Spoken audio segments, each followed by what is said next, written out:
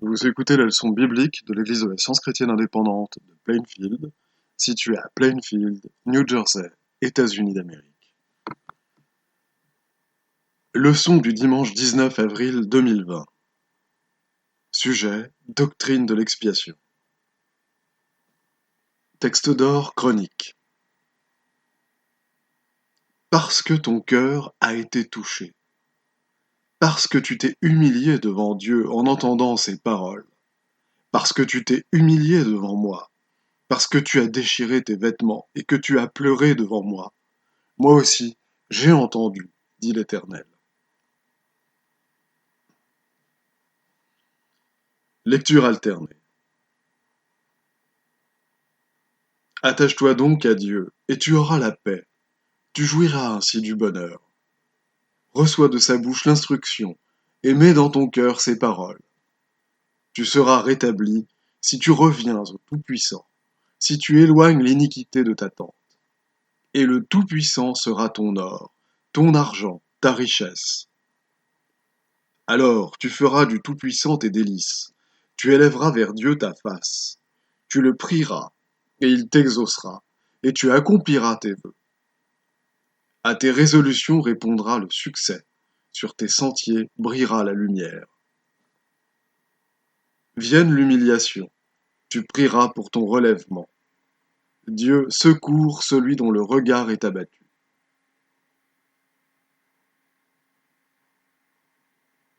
La Bible. Connais le Dieu de ton Père et sers-le d'un cœur dévoué et d'une âme bien disposée. Car l'Éternel sonde tous les cœurs et pénètre tous les desseins et toutes les pensées.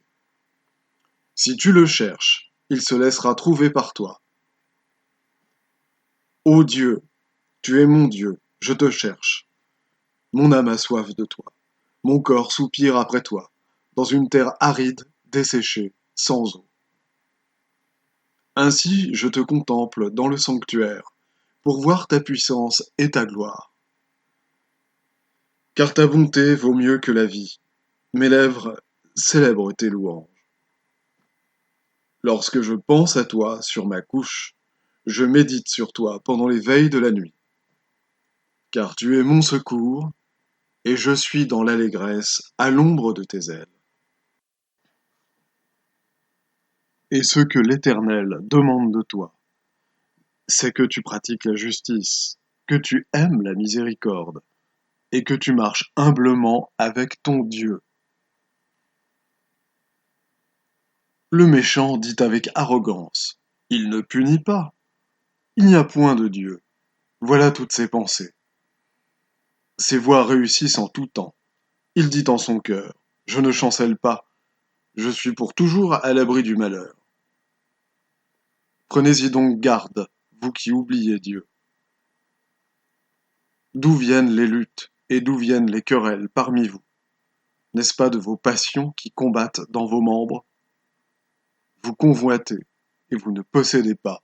Vous êtes meurtrier et envieux et vous ne pouvez pas obtenir. Vous avez des querelles et des luttes et vous ne possédez pas parce que vous ne demandez pas. Vous demandez et vous ne recevez pas parce que vous demandez mal dans le but de satisfaire vos passions. Adultères que vous êtes, ne savez-vous pas que l'amour du monde est inimitié contre Dieu? Celui donc qui veut être ami du monde se rend ennemi de Dieu. Il accorde au contraire une grâce plus excellente. C'est pourquoi l'Écriture dit: Dieu résiste aux orgueilleux, mais il fait grâce aux humbles. Soumettez-vous donc à Dieu, résistez au diable, et il fuira loin de vous. Approchez-vous de Dieu, et il s'approchera de vous. Nettoyez vos mains, pécheurs, purifiez vos cœurs, hommes irrésolus. Humiliez-vous devant le Seigneur, et il vous élèvera. Commencement de l'Évangile de Jésus-Christ, Fils de Dieu. Voyant la foule, Jésus monta sur la montagne, et après qu'il se fut assis, ses disciples s'approchèrent de lui. Puis, ayant ouvert la bouche, il les enseigna et dit: Heureux les pauvres en esprit, car le royaume des cieux est à eux. Heureux les débonnaires, car ils hériteront la terre. Heureux ceux qui ont faim et soif de la justice, car ils seront rassasiés. Il dit encore cette parabole, en vue de certaines personnes se persuadant qu'elles étaient justes et ne faisant aucun cas des autres. Je jeûne 2 fois la semaine. Je donne la dîme de tous mes revenus.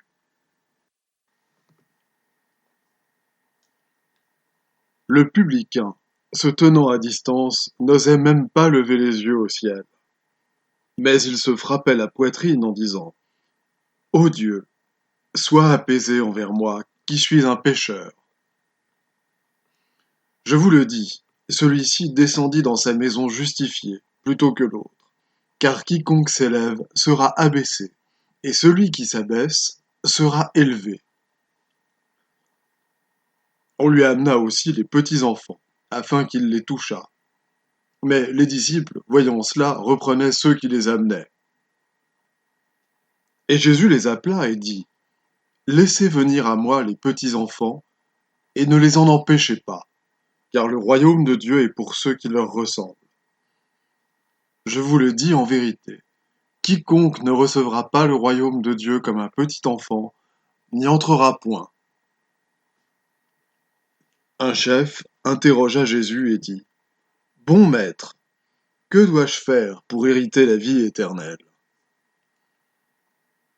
Jésus lui répondit: Pourquoi m'appelles-tu bon?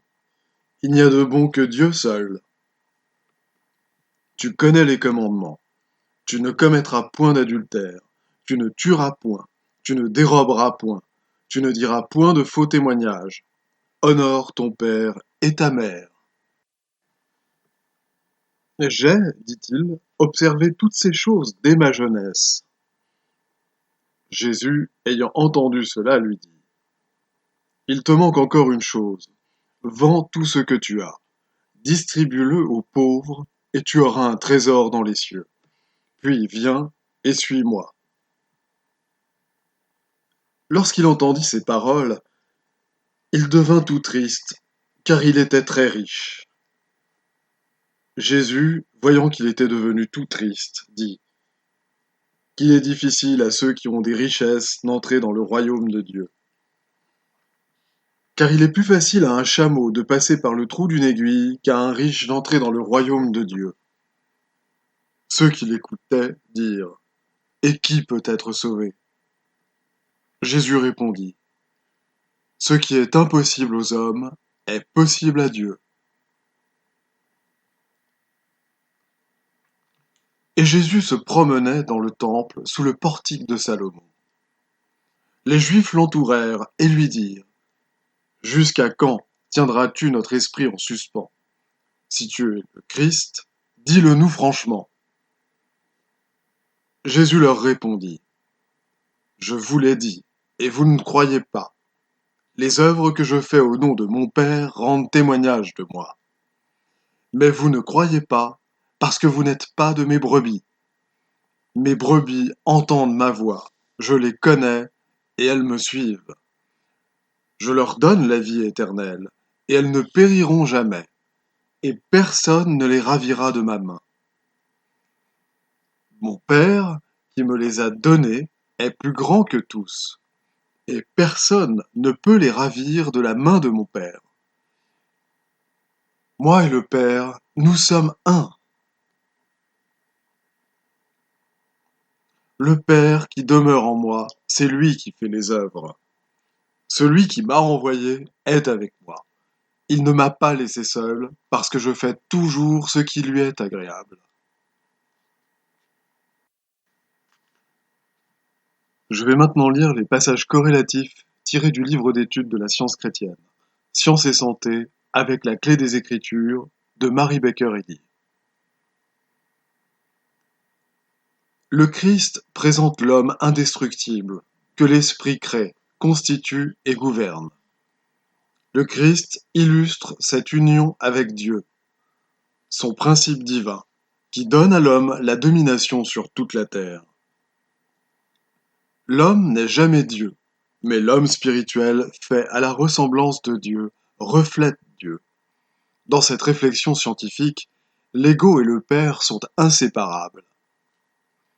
Je ou ego, principe divin, esprit, âme, entendement incorporel, infaillible, immortel et éternel. Il n'y a qu'un seul je ou nous, un seul principe divin ou entendement gouvernant toute existence. L'homme et la femme, à jamais inchangés dans leur caractère individuel, de même que les nombres qui ne se confondent jamais, bien qu'ils soient gouvernés par un seul principe. Tous les objets de la création de Dieu reflètent un seul entendement, et tout ce qui ne reflète pas cet unique entendement est faux et erroné. Même la croyance que la vie, la substance et l'intelligence sont à la fois mentales et matérielles. L'unique ego, l'unique entendement ou esprit, appelé Dieu, est individualité infinie, qui donne toute forme, toute grâce, et reflète en l'homme et les choses individuelles et spirituelles la réalité et la divinité. L'existence mortelle est un songe. L'existence mortelle n'a pas d'entité réelle, mais elle dit « Je suis ». L'esprit est l'ego qui ne rêve jamais, mais qui comprend toute chose, qui ne se trompe jamais, et qui est toujours conscient, qui ne croit jamais, mais qui sait, qui n'est jamais né et ne meurt jamais. L'homme spirituel est la ressemblance de cet ego. L'homme n'est pas Dieu, mais tel un rayon de lumière qui vient du soleil, l'homme, l'émanation de Dieu, reflète Dieu. De même qu'une goutte d'eau est une avec l'océan, un rayon de lumière, un avec le soleil. De même, Dieu et l'homme, le Père et le Fils, sont un dans l'être.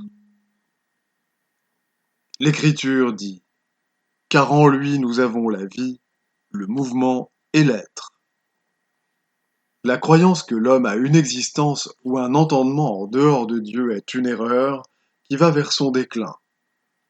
Jésus combattit cette erreur avec la science divine et en prouva le néant. Cette parole de notre Maître, « Moi et le Père, nous sommes un », le séparait de la théologie scolastique des rabbins. Sa compréhension plus claire de Dieu était pour eux un blâme. Ils ne connaissaient qu'un seul entendement et ne prétendaient à aucun autre. Ils savaient que l'ego est l'entendement, non le corps, et que la matière, le péché et le mal ne sont pas l'entendement. Et sa compréhension de cette science divine lui attira les anathèmes de son époque. Les vues erronées des hommes opposées aux siennes leur cachaient la filialité du Christ avec Dieu. Ils ne pouvaient discerner l'existence spirituelle de Jésus. Leur entendement charnel était en conflit avec elle. Leurs pensées étaient pleines d'erreurs mortelles, au lieu d'être remplies de l'idée spirituelle de Dieu que Christ Jésus représentait. L'orgueil de la prêtrise est le prince de ce monde. Il n'a rien en Christ. La douceur et la charité ont l'autorité divine. L'humble Nazaréen annula la supposition que le péché, la maladie et la mort ont du pouvoir. Il prouva qu'ils sont impuissants. L'orgueil des prêtres aurait dû être rabattu lorsqu'ils virent la démonstration du christianisme l'emporter sur l'influence de leur foi et de leur cérémonie morte. L'aveuglement et le pharisaïsme serrent de près l'iniquité. Lorsque la plainte du publicain s'éleva vers le grand cœur de l'amour, son humble désir fut exaucé.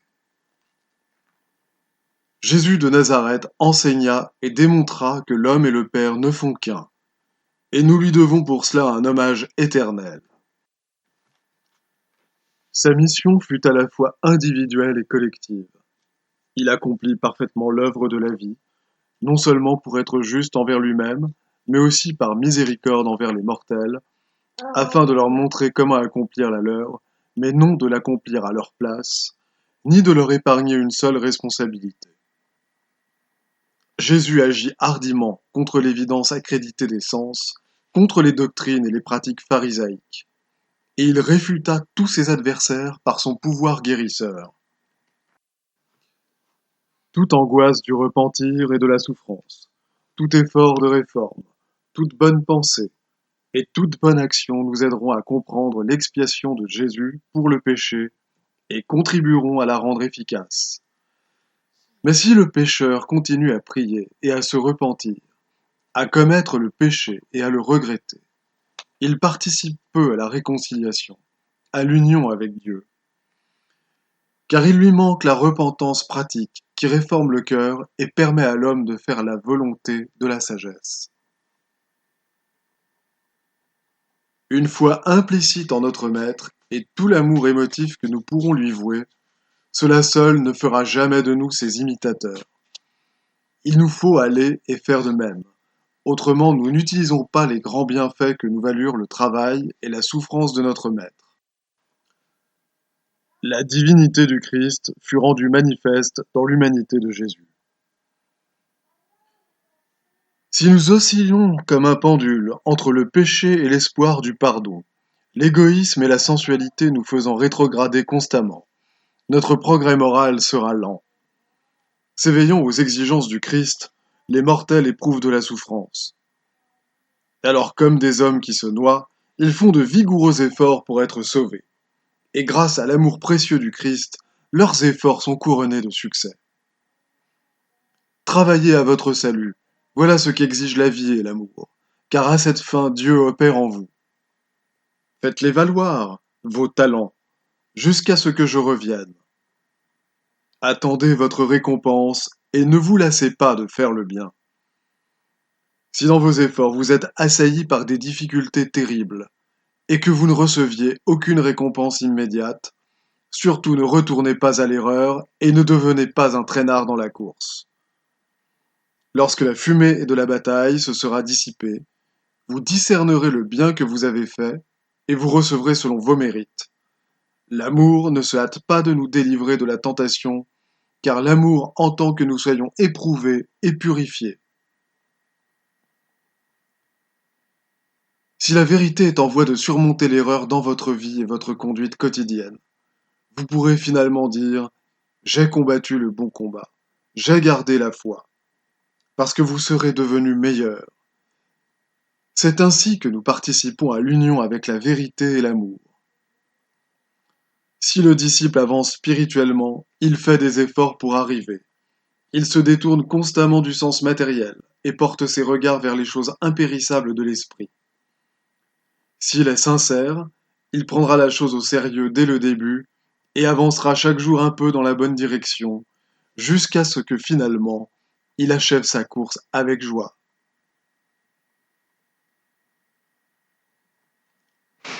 Les devoirs quotidiens de Mary Baker Eddy. Prière quotidienne. Il sera du devoir de tout membre de cette Église de prier chaque jour. Que ton règne vienne, que le règne de la vérité, de la vie et de l'amour divin soit établi en moi et élimine de moi tout péché. Et puisse ta parole enrichir les affections de toute l'humanité et la gouverner. Règles pour les mobiles et les actes. Ni l'animosité, ni un attachement purement personnel ne doivent déterminer les mobiles ou les actes des membres de l'Église mère.